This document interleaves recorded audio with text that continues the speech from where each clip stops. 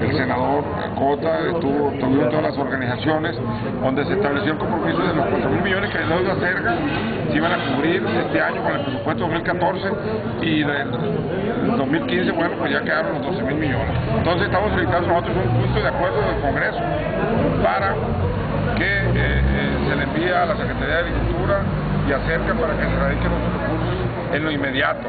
Y también traemos la agenda ordinaria, pues aquí del Consejo Estatal del Maíz, del Sistema Producto, donde nosotros, bueno, estamos solicitando, pues, hay una solicitud que tenemos nosotros en la Secretaría de Economía, donde, bueno, el maíz de Sinaloa requerimos nosotros que se patentice, pues, como maíz blanco Sinaloa, para nosotros poder demandar recursos compensatorios, porque este maíz es un maíz de primera calidad, de riego, y queremos nosotros que desde aquí quede ya etiquetado a través del Consejo Estatal del Maíz, a través del Sistema Producto, para que se agilice este tema.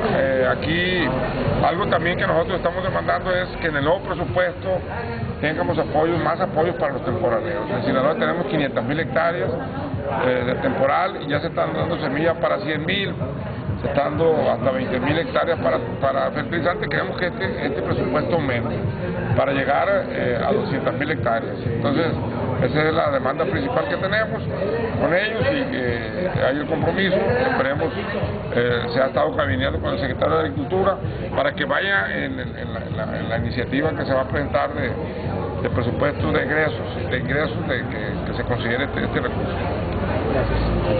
¿Está bien? De formación en Culiacán, Sinaloa. Muy bien, está bien. ¿Pendiente? CNC. Liga de Comunidades Agrarias.